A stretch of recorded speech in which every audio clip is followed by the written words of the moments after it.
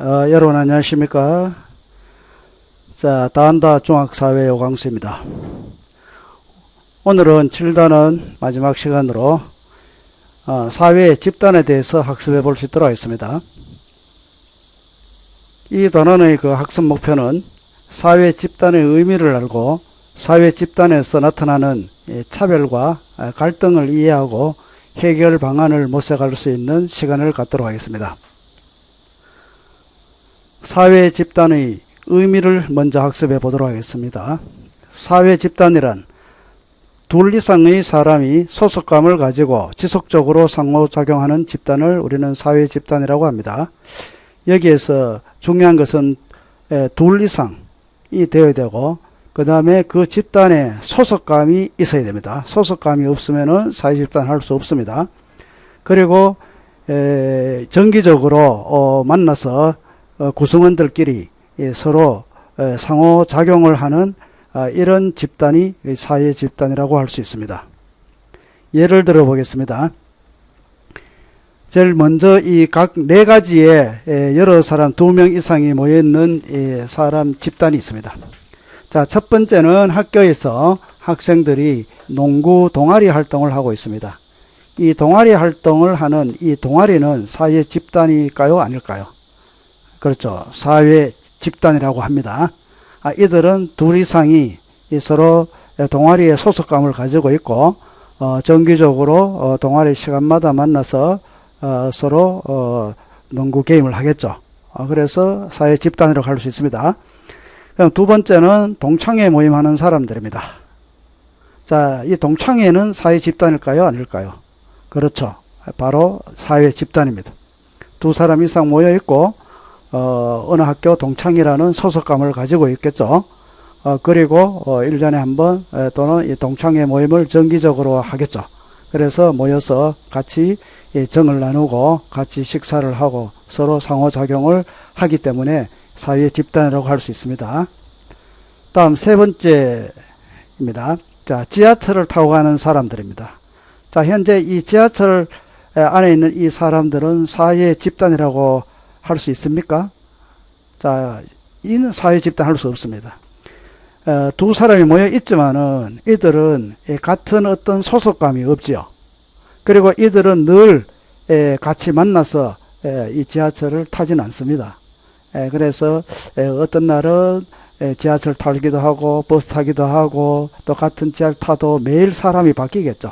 그래서 지속적으로 만나서 서로 대화하고 즐기고 이런 상호작용을 하지 않기 때문에 현재 지하철 타고 가는 사람 있는 이 지역은 사회집단 할 수 없습니다.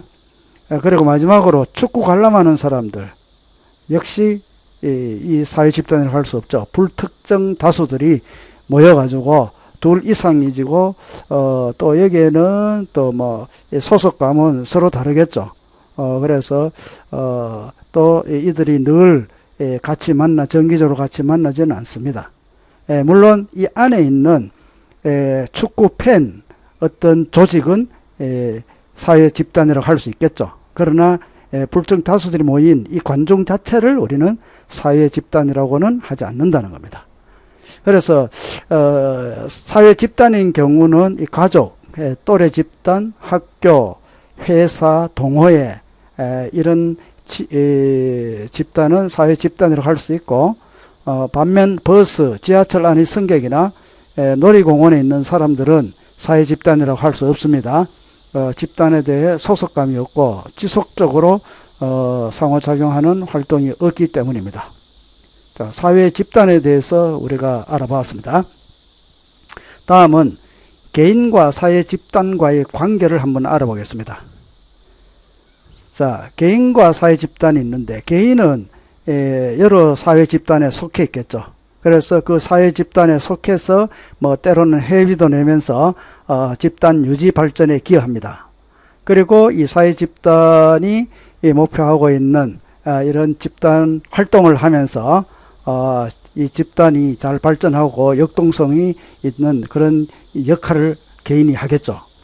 반면 사회 집단은 개인에게 안정감이라든지 또는 이 집단을 통해서 자기 성취감도 얻고 또 소속감도 얻고 또 자기의 어떤 능력이나 자아를 실현하는 그런 무대를 집단을 통해서 개인은 얻게 됩니다. 그래서 개인과 사회 집단은 각각 맡은 역할을 충실하게 수행하고 서로 조화가 이루어질 때 개인도 발전하고 사회 집단도 아울러 발전하면서 우리 국가가 발전할 수 있는 그런 밑거름이 되겠죠. 다음은 사회 집단의 종류를 한번 알아보겠습니다.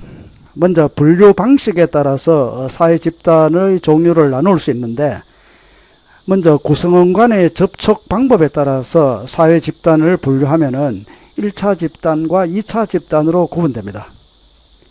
1차 집단은 이 친밀한 인간관계입니다.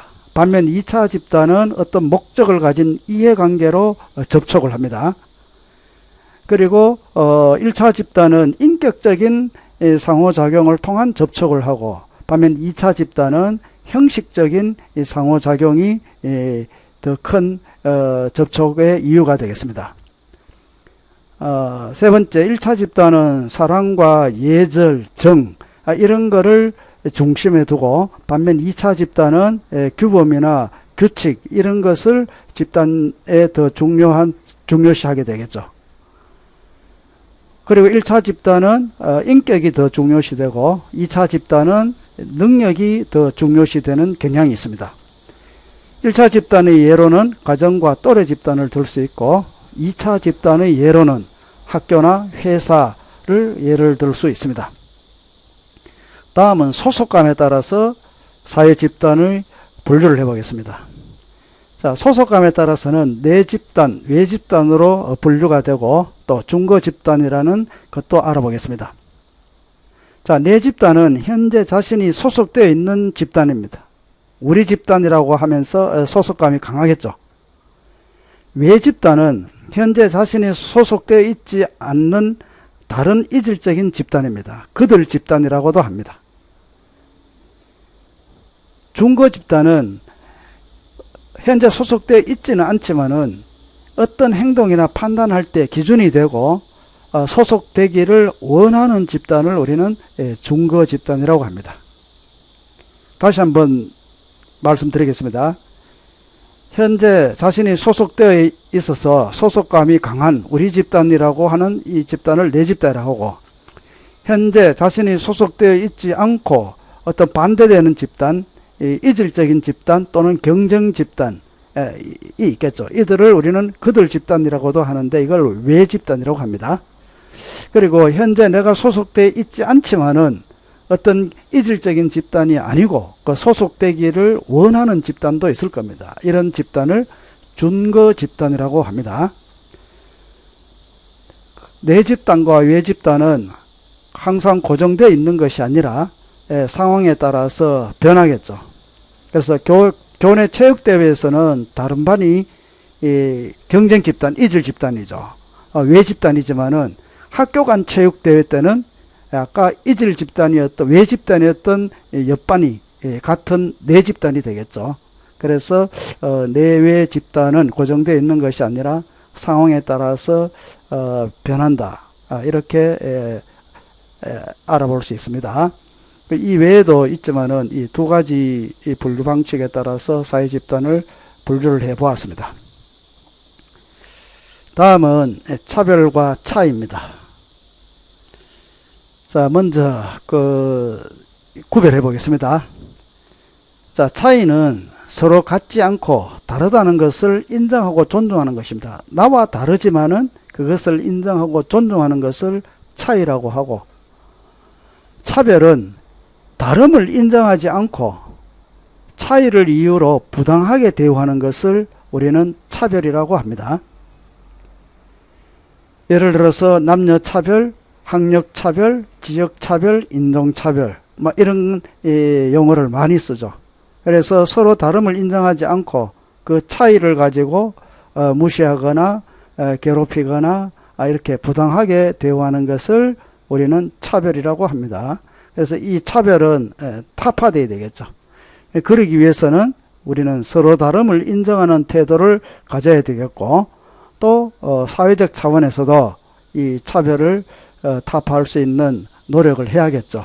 예를 들면은 여성 고용 할당자라든지 장애인 전용 주차장이라든지 이런 것들은 차이를 인정하고 이 사회 차별을 타파하기 위해서 사회에서 노력하는 모습이고, 우리들도 여러분들이 서로 사람은 서로 다르다는 것을 항상 인정하고 존중하는 태도를 가져야겠습니다. 자, 지금까지 이 사회 집단에 대해서 살펴봤습니다.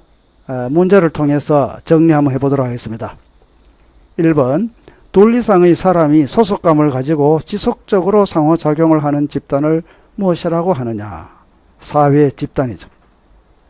2번, 사회 집단을 1차 집단과 2차 집단으로 분류할 때 그 기준이 뭐였습니까? 그리고 접촉 방법이었죠. 접촉 방식에 따라서 1차, 2차 집단으로 분류를 했습니다.